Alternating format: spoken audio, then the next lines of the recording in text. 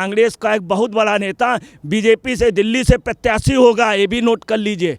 और कांग्रेस का काफ़ी बड़ा गुट इनको सपोर्ट करेगा। कुल मिलाकर के ये राजनीतिक वो है, चूँकि वो लोग जो लोग जेल जा रहे थे, भ्रष्टाचार में लिप्त थे, कहना नहीं चाहिए। आपने सुना होगा मौसेरे भाई, मौसेरे नहीं, ये सगे भाई हैं। कौन मौसेरे भाई, वो आप समझते होंगे।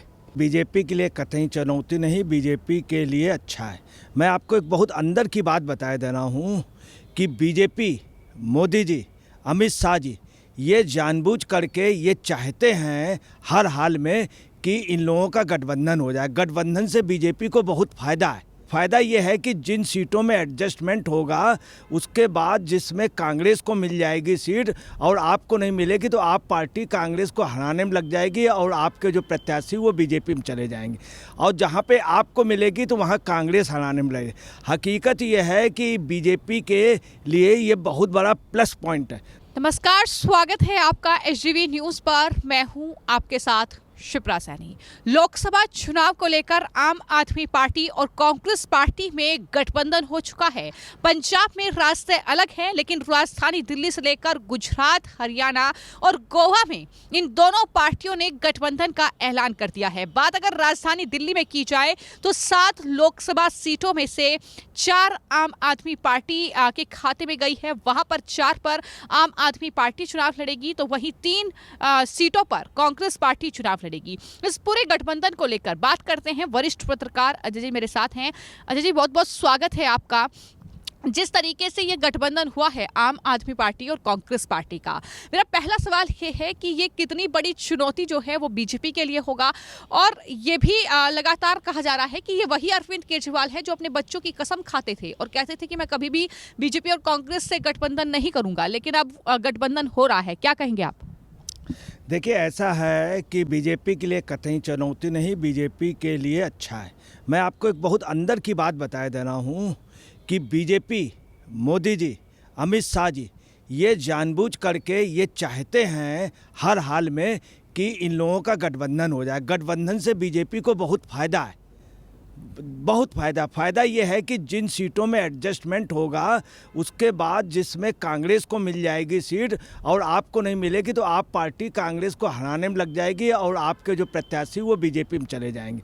और जहाँ पे आपको मिलेगी तो वहाँ कांग्रेस हराने में लगेगी।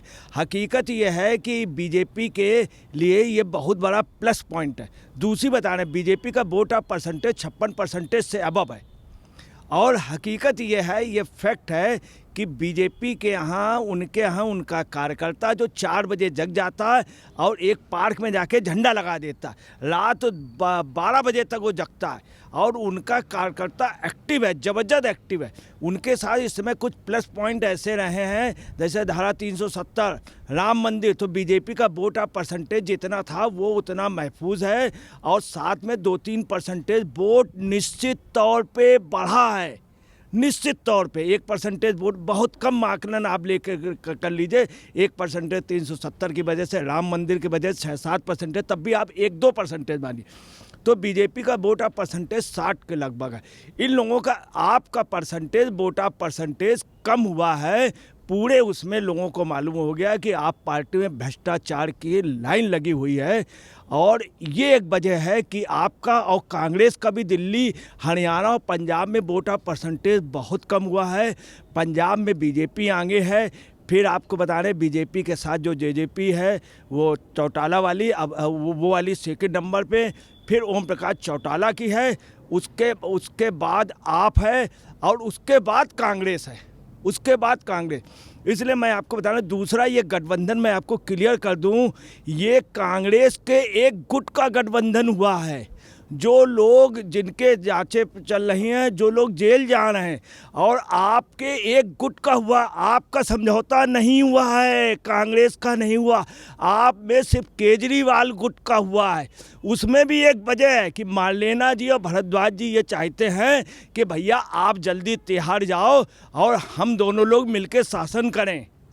इसलिए समझौता किया है कि जब ये जेल जाएं तो कांग्रेस का भी हमारे लिए जब आंदोलन हम करें, चूँकि लोग नहीं इकट्ठा हो पा रहे तो हमारे लिए कहें शहीद हो गया, शेर था, योद्धा था, इसलिए समझौता। आपको बता रहे हैं मान बिल्कुल इससे दूर है, राघव चड्ढा बिल्कुल दूर हैं, सब लोग दूर हैं।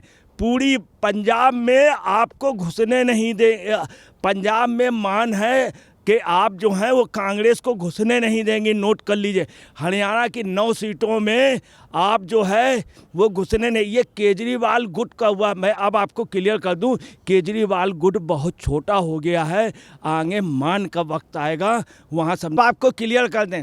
इन्होंने जो हरियाणा में सीट ली, हरियाणा में 1 सीट मिली है, वो भी कुरुक्षेत्र मिली है। आप अंदाज लगा लिए, हरियाणा पे सिर्फ 1 सीट मिली, बाकी 9 सीट पे आप पार्टी मान की चलेगी, केजरीवाल की नहीं चलेगी, आपकी मान की चलेगी। वहाँ के लोग किसी सूरत में समझौता नहीं चाहते।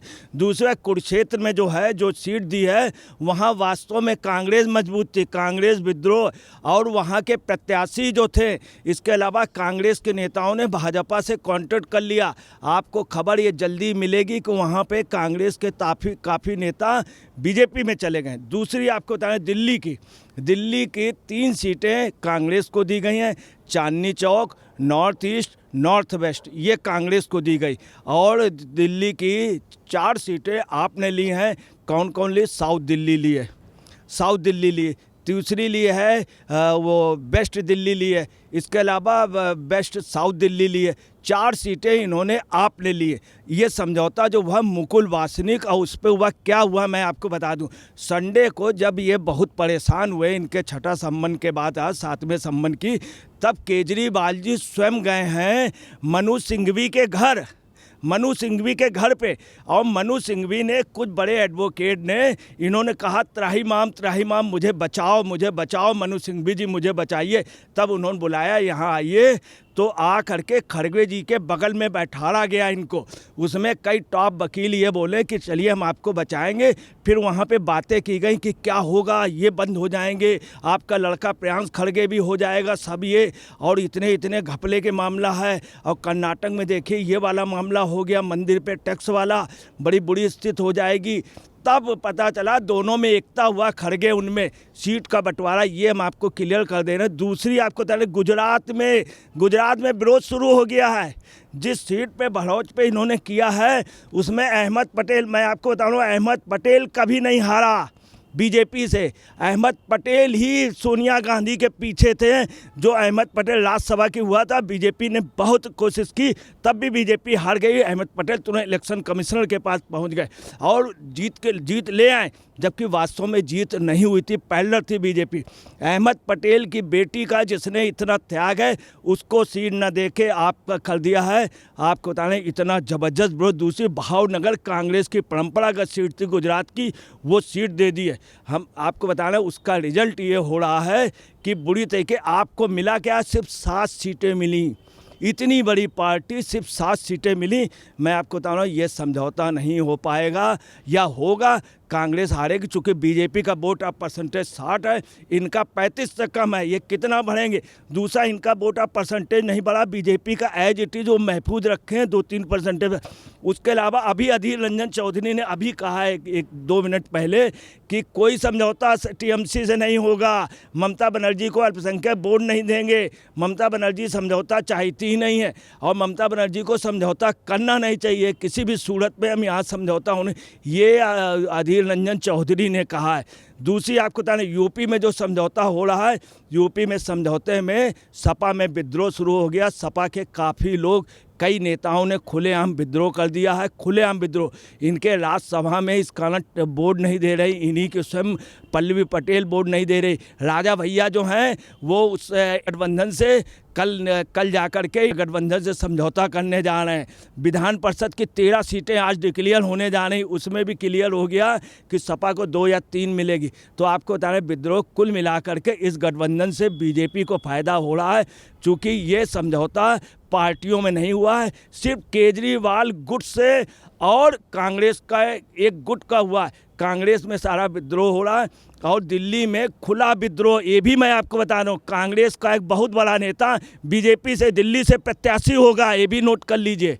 और कांग्रेस का काफ़ी बड़ा गुट इनको सपोर्ट करेगा। कुल मिलाकर के ये राजनीतिक वो है, चूँकि वो लोग जो लोग जेल जा रहे थे, भ्रष्टाचार में लिप्त थे, कहना नहीं चाहिए। आपने सुना होगा मौसेरे भाई, मौसेरे नहीं, ये सगे भाई हैं। कौन मौसेरे भाई, वो आप समझते होंगे।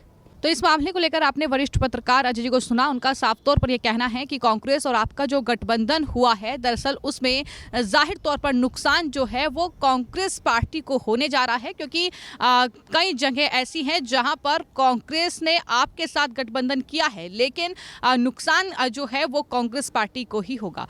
फिलहाल आपकी इस मामले को लेकर क्या राय है, हमें कॉमेंट बॉक्स में ज़रूर लिखें।